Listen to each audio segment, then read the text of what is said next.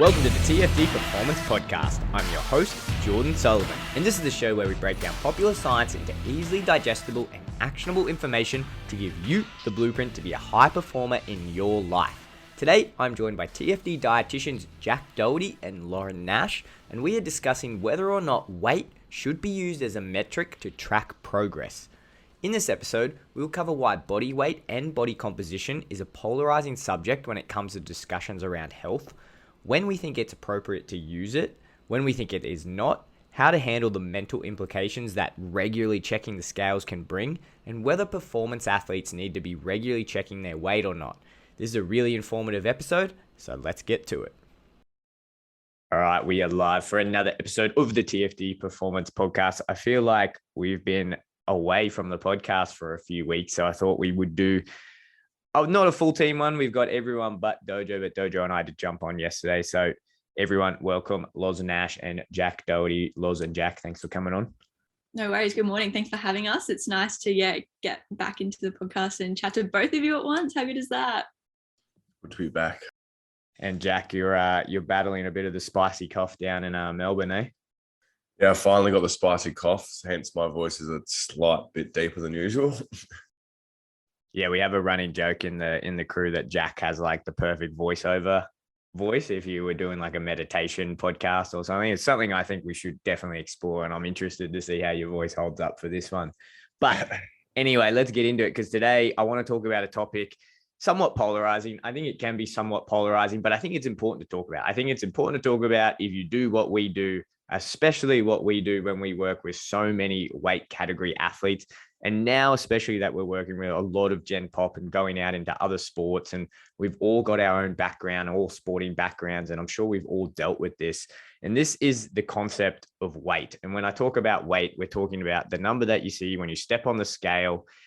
There's a lot of debate when it comes about it. There's a lot of debate when you talk about should you use it or should you not use it? Is it a worthwhile measurement when you're planning out someone's, say, nutrition plan? Should you even think about their body weight? Should you not use it? Is it detrimental? I want to get your guys' thoughts. I want to have like an open, honest discussion about it, get your guys' thoughts and, you know, what's worked with your clients and the experience of what's worked with your own sporting backgrounds, how it's all been. I guess first and foremost, I'll throw it over to you, Jack. Just give us an overview. I know this is going to sound kind of simple, but like if we're talking about weight, can you just break down what weight is, what it is, what are the components of it, everything to do with weight? Give us a quick 30-second spiel. A quick spiel. Well, the one that people most concentrate, obviously, is the scale weight, which is just your total body weight. That's something that, you know, I think whether you're a competitive athlete or you're not, is something that people focus on a lot of. And a lot of the time, in terms of that, we disregard the components of that, which is obviously fat-free mass, fat mass, bone mass, and just tissue mass as well. So that's the components that kind of we look at and talk about. But I think what the general population people or everyone speaks about is general scale weight. Yeah, it's a good overview. Like it's just how much does your body weigh, right? And that's the number that you see, but your weight is composed of a lot of different things. And I think that's where a lot of this debate comes up, right? It's like your weight is composed of what we call your fat-free mass, which is like things like your lean muscle or your muscle mass, your cartilage, your bone, things like that. And then your fat mass, which is obviously your subcutaneous fat, and then your visceral fat, which is the fat around your organs.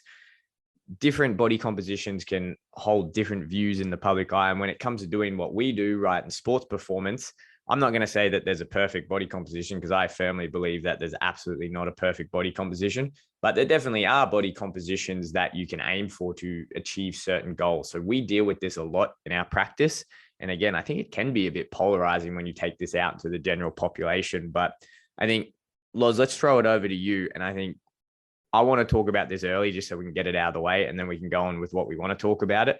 Why is weight so polarizing? I think this is a good one for you to talk about too, Loz, because you're the newest member. You've come out and you've probably graduated in a time, probably when me and Jack were studying back. This wasn't really spoken about much when I was going to university, like a decade ago, which is kind of sad. We didn't really talk about why is there this weight stigma and why is it so polarizing? Give us your thoughts. Why is weight such a polarizing issue? Yeah, for sure. And I think it is super important to talk about because, you know, obviously, yes, we work with athletes, and sometimes at the most elite level, they're not really too phased about their weight or their body composition. But for the general public, a lot of people do come to us with goals about weight or, you know, or body fat percentage. And even when I'm talking to clients, you know, the amount of comments they'll make without realizing, I think, about their weight, or, oh, you know, when I got my scan, I couldn't believe my body fat percentage was this. And it's like, okay, well, does that make you feel any different about yourself for knowing that number? So I think, you know, it is really important to have these chats about body weight, body stigma. If I'm being totally honest with you, I think the current, you know, kind of climate is a lot better than it has been over even the last 5 years. And I think that's going to be largely due to the HAZE, or the health at every size movement, which we can all dig in a later podcast. And, you know, being a female myself, obviously males also experience kind of body stigma or that pressure to look a certain way. But I think currently, I think it's a lot better than it did stand in terms of that body weight. You know, you have to be, you know, slim, or you have to be toned. And I'm not saying that that doesn't still exist, because it 100% does still exist. But, you know, even if you're looking in the media now, you know, you scroll through social media, a few years ago, all you would see was, you know, weight loss photos, toned people. But now, you know, massive brands, they're a lot more inclusive. We've got larger models. We've got models of all shapes and sizes. Clothes brands, you know, they're a bit more accommodating these days. So I think in general, there is a big move towards making people feel more accepted at whatever body weight, which I think is obviously super great. But also when we come back to health, performance, what are everyone's goals? Generally, the most common consensus is everybody wants to get smaller, or everybody wants to get leaner. And I think it can be, you know, more prominent in, say, certain sports or certain kind of groups, but across the board, generally there is always this consensus of, okay, need to get smaller, or, you know, can't be a big person. Yeah, I mean, it's just that whole dieting culture, right? Like the whole foundation of it is that you lose weight to get into a smaller body. And that's been around for decades and decades, right? Loz, I want to keep it with you. Can you kind of explain to us, we won't dig too much into the HAZE movement because we'll have a whole separate podcast. We'll dig through the evidence of all of that, and we'll talk about, give everyone our thoughts about that. But can you just give us a quick summary of what is the overview of it? Like, why is it important that we have these conversations and that a movement like HAZE is there? Yeah, so health at every size, for those of you who maybe haven't heard of it before, it's pretty much encouraging the thought that you are healthy at any size, or any body size, whether you're small or you're large. And it's, you know, trying to create that space of inclusivity and comfortableness, like comfortability in your own body shape and your body image. Because as we all know, having, you know, negative connotations around your body image can be really damaging short and long term. I've had, you know, a lot of personal experience in that space, which ultimately got me to where I am today as a dietitian, because it does have a huge impact on both males and females.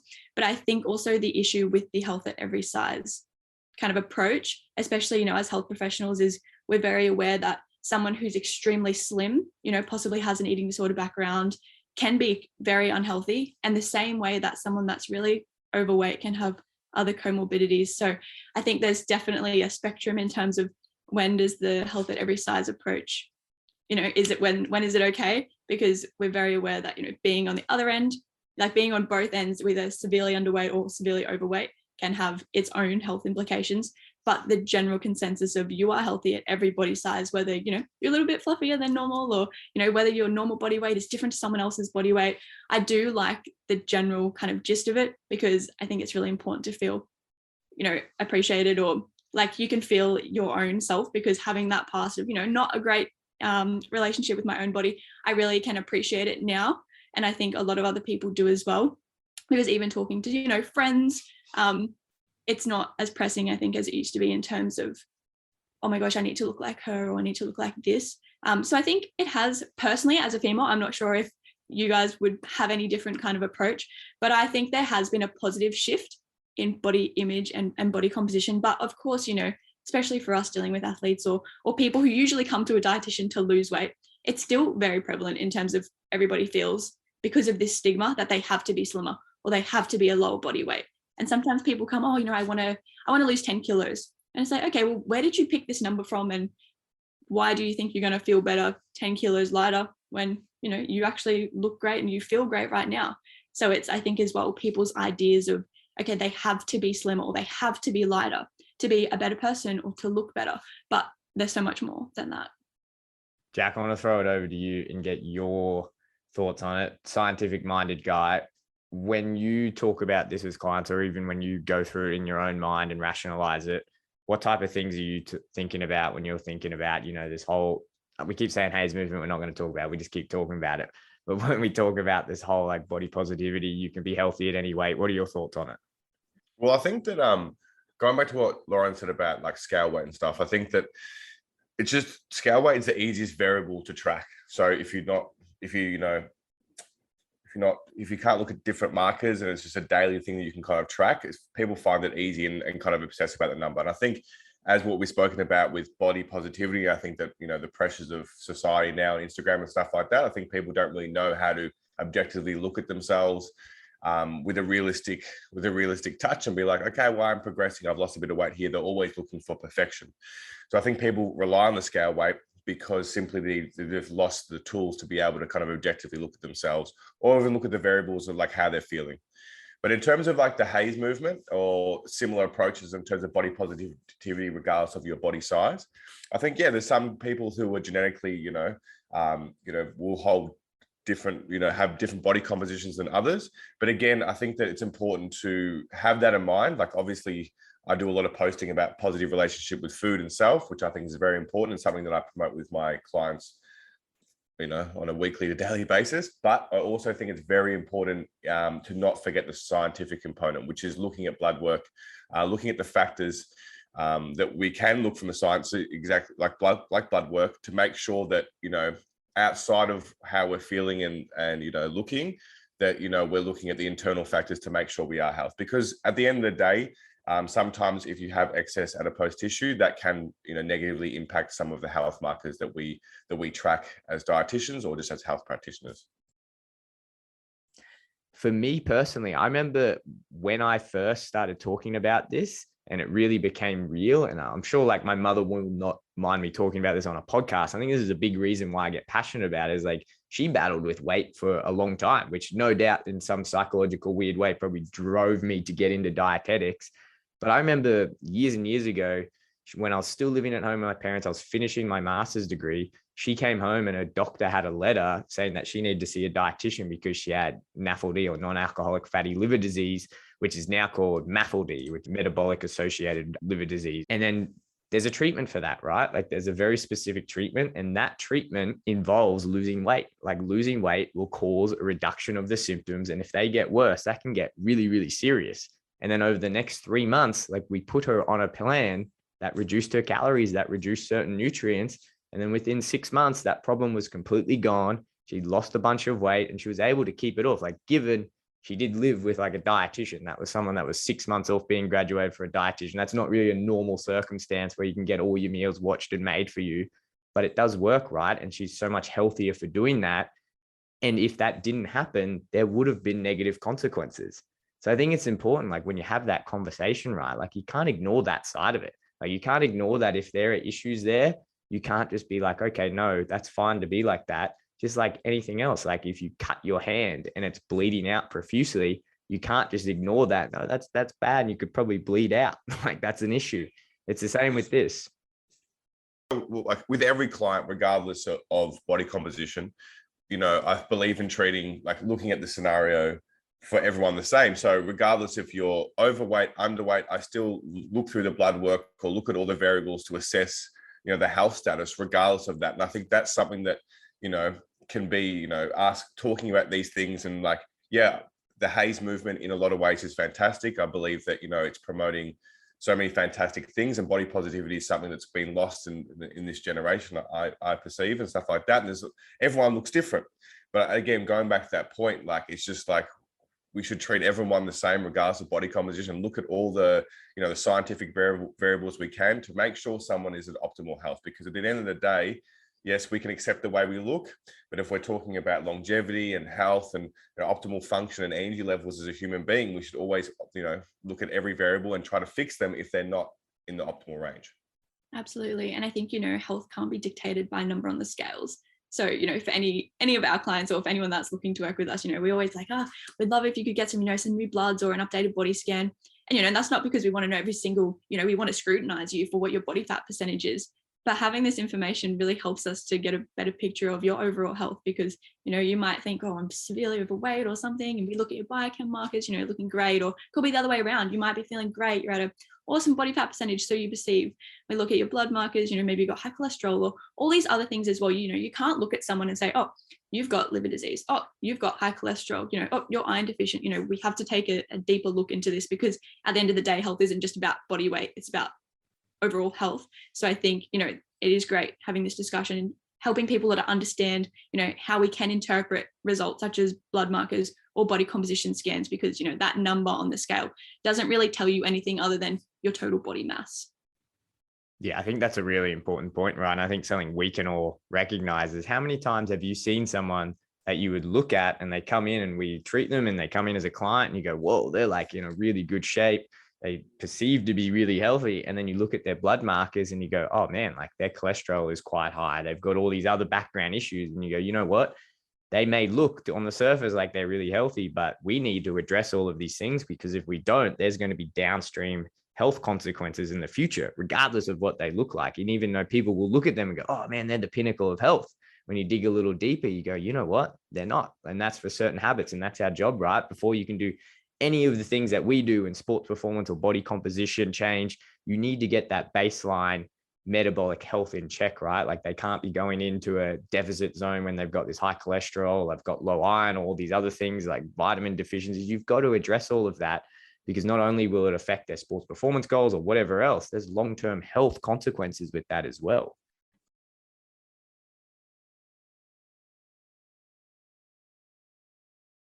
Yeah, I think it's vice versa. Like some people might come in with, high body fat percentage, but their blood work might be absolutely perfect. So again, we're not saying that, that people who have have more fat tissue than others are unhealthy by any means. Some people can be incredibly healthy at different sites. And that's what we're talking about. Different body composition. There's no perfect body composition. Everyone's genetics are different. Everyone's cultural backgrounds are different, and everyone's body comp will be different. So that's something we always take into account. So I just think that overall, we should look at all factors instead of just concentrating on certain ones that, fit a certain narrative. That's what I'm saying. I think that sometimes with any diet or any movement, sometimes we can concentrate on one narrative and forget others. What I'm saying, or we're kind of saying, is just like, let's again keep looking at the whole picture for that one person rather than just try to fit narratives. Anything to add there, Loz? I was just thinking, I'm not necessarily, one of those dietitians or whatever, but I think, mostly working with, performance athletes, CrossFit athletes or endurance athletes, their goal isn't focused on a weight. So, my approach is always about fueling and, kind of how you feel at training, how you're looking, as opposed to, a number on the scales. And I've had a few, I guess, colleagues now, not just friends, kind of say, oh, well, if you have that approach, how come you work with, combat athletes that have to make weight? That's so unhealthy. And I think, before I came into this world, I probably had a similar approach of, oh my gosh, can't believe these guys, they're so focused on their body weight, X, Y, Z. But again, this comes into it, when is it necessary to utilize weight as a tracker of progress? Because, with combat athletes, they have a goal in mind, they want to fight at a certain weight. They're not cutting this weight down to look great or, to reduce their body fat percentage so they look great at the beach. They're cutting their weight so that they can enter this event at a certain weight class. And then, most of the time, pretty good outside of that. But I think, weight, obviously, yes, it can be necessary in some ways. It can be a great indicator or something that you just have to follow, whether that's a weightlifter or a powerlifter or a combat athlete. If you're entering an event at a certain weight, chances are you might need to drop a little bit, but it's not, this constant, I'm constantly trying to chase a number on the scales. There's a purpose for it in a way. But I think, there are definitely times when it's not necessary to utilize weight, which, what's everybody else's opinion on that? Yeah, I completely agree, right? And I think this is where it's important, especially as practitioners, that you need to acknowledge this and you need to learn how to integrate it into your practice. Because the reality is, especially with what we do, there are going to be times where you need to focus on weight. If we've got weight category athletes that need to make weight, you need to focus on that. That is a metric you need to focus on. Where you can come in and integrate all of this is obviously you can encourage them not to cut as much weight. A lot of the time we're finding now that cutting a lot more weight generally does not mean you get a better performance. It does not mean that anything positive comes from just cutting as much weight as your body can physically handle.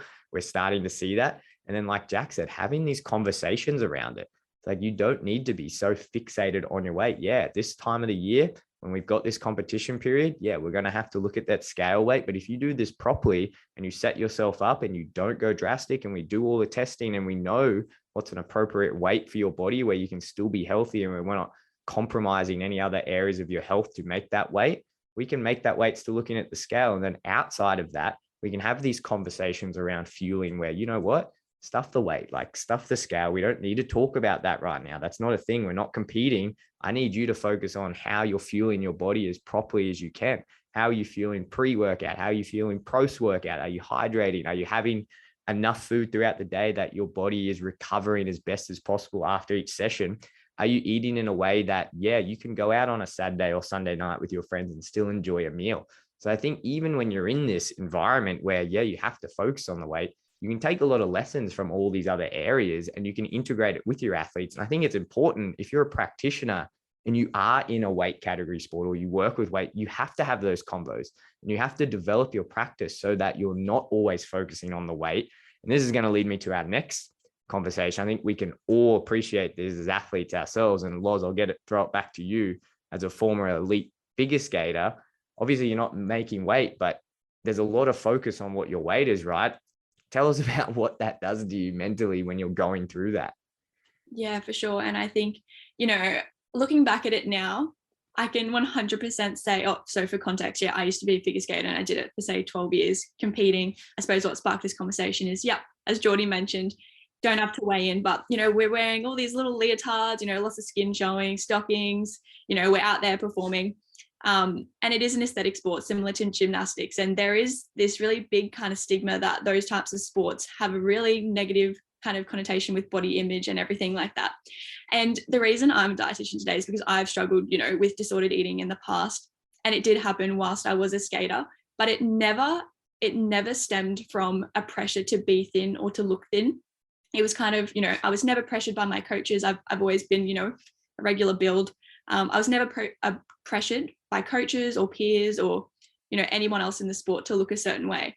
It was just kind of a complex I think I developed myself of, looking at all these other girls and thinking, wow, she looks so great, or, oh my gosh, I would love to look like her. So it probably stemmed from comparison. And also, as an athlete, you want to be healthy, but sometimes you can take being healthy to the extreme whereby, you cut out all the things you love, chocolate or chips or whatever.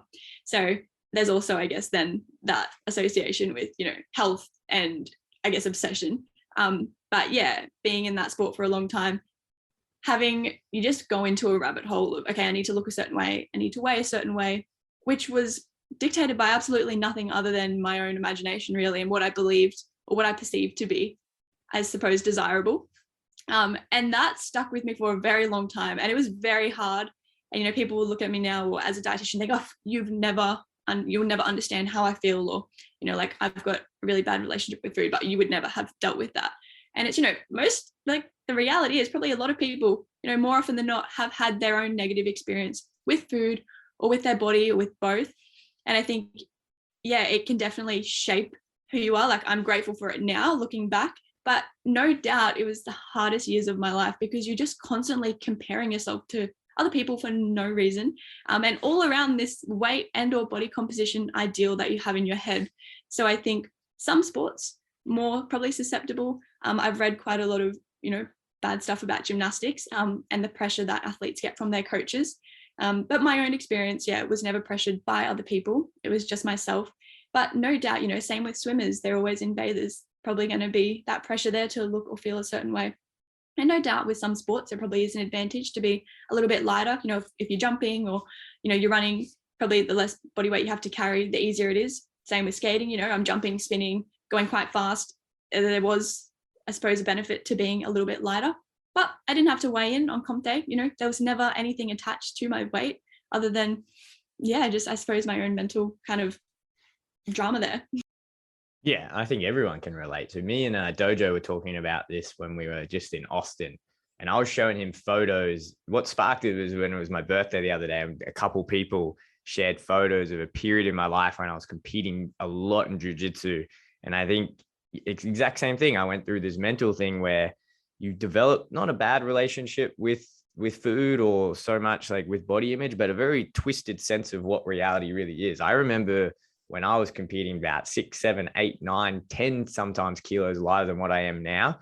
And I showed Dojo a photo of me weighing in, and I was completely shredded, not an ounce of fat on me. And I remember at that time thinking, oh, there's probably more weight I can lose off myself. There's probably more fat here. And I remember just looking at this photo and I was showing it. I was like, Jesus Christ, like, yeah, you look like super shredded and you've got like six pack and all these things, but it's like, I remember feeling so horrible and for weeks just not being able to go out and eat. I remember going out with my partner, going out to dinner and like getting a meal, and like my like cheat meal was I got an extra chicken breast with some extra lettuce and put some sauce on it. And that's just like not a way to live your life. Like it's such a depressing way to, but at the time, because you're so wrapped up in this environment and you're developing all these strange mental cues, you think it's fine. And I think that's why it's important to have these conversations, because it's not, because at the end of the day, it's not. And I was talking to a friend, I caught up with him on the weekend, and he started jiu-jitsu a few years after I did. And he just heavy getting into his competition now.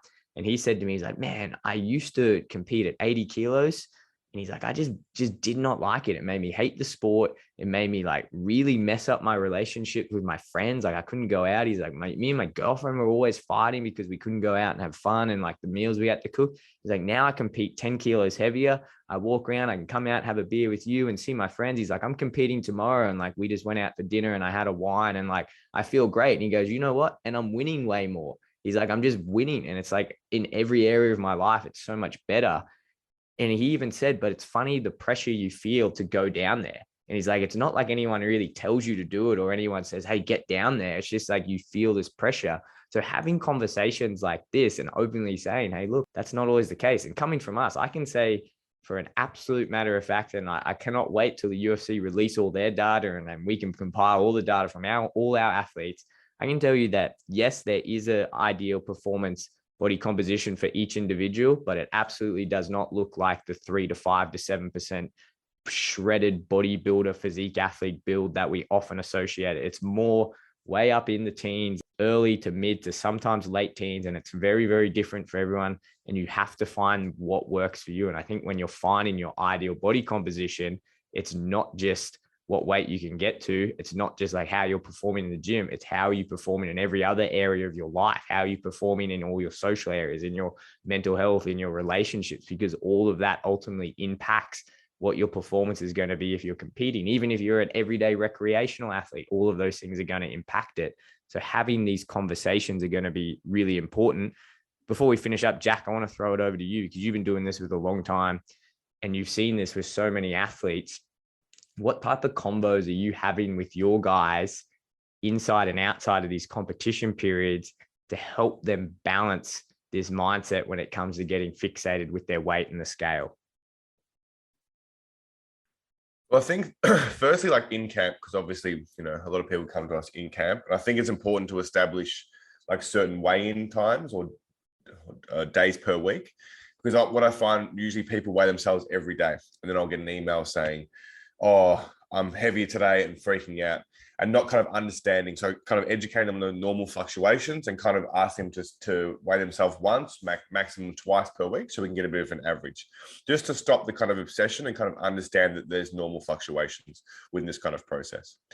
But again, what I do, obviously, you know, in camp, we have a certain goal. So it's important we do track weight to ensure that everything's tracking as normal. But outside that, still in camp, I still very much promote concentrating on other variables, like how you're feeling, how training is, how recovery is going, how overall energy is, mood and mental health. So even in camp, we do concentrate on weight to a certain extent, but I'm also looking at other variables.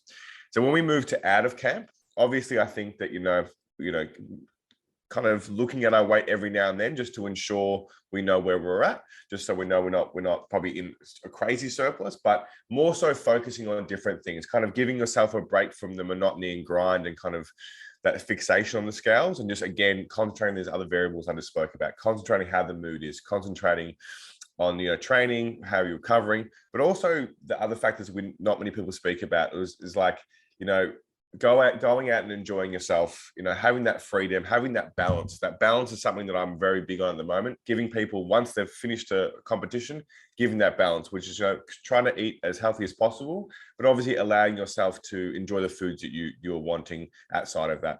And I really find that when you find that balance, when you when these people, when our athletes or just general population allow themselves to eat that food, you see that their weight doesn't spike or drop. It kind of stays stagnant in a very great position because they're not getting these huge cravings. They're getting the food in that they want and they enjoy. And when the balance is there, their weight can kind of their body composition can improve, or they can just stay where they need to be at because the kind of psychology behind it and their mental health improves.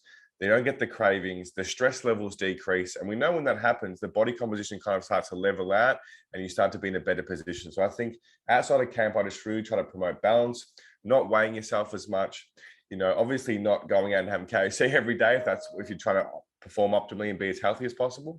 But again, eating as healthy as possible, but also giving yourself that break. If you want a muffin, give yourself a muffin. And kind of, again, what I'm saying is just balance, foster that positive health relationship with food and obviously with your body image, because I think what you just spoke about, Geordie, if you look at the UFC, everyone celebrates the Michael Chandlers, the Yoel Romero, the guys who were yoked and shredded. That's something that's always celebrated.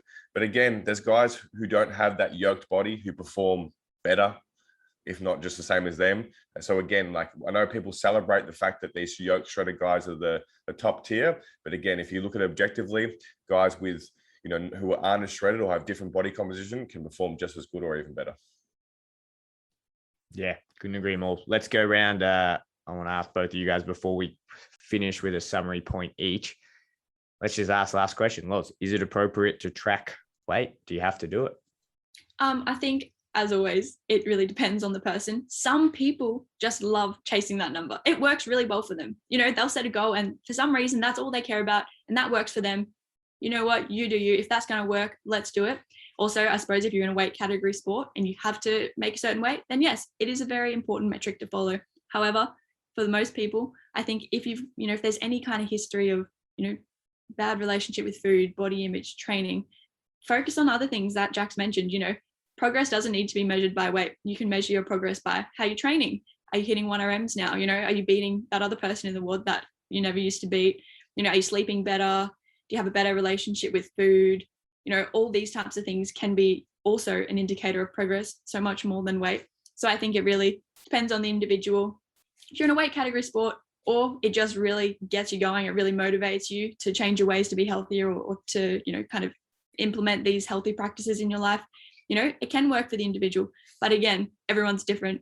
Different strategies work for other people. Finding other measures of progress I find to be more helpful and also more sustainable in the long term. So personally for me, I wouldn't track my weight. I also don't have a reason to, but I am aware that some people, it does work for them. Jack, what would you say? Yeah, I completely agree. I think that scale weight is usually a poor indication of progress if you're looking at changing body composition and improving health. I think outside of weight category sports, it's definitely something that's not needed. I think that if people focus on other variables like we've spoken about, like improvements of mood, mental health, body image, all those kind of things, that you will be healthier in body and mind, and then the progress that you'll see will be continue and be more sustainable. What about you, Geordie?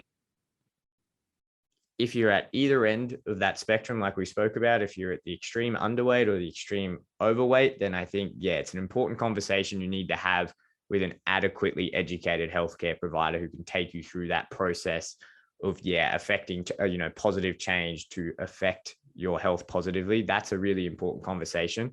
If it's just for everyday general population people who are looking to become healthier and looking to improve their health or improve, their performance or whatever it is, personally, I think if you're going to use a scale and you're not as well educated on all of the factors that can fluctuate that thing every single day, and you're going to be checking it every day, I think that the chips are probably stacked against you, that you're going to end up having a bad time with it.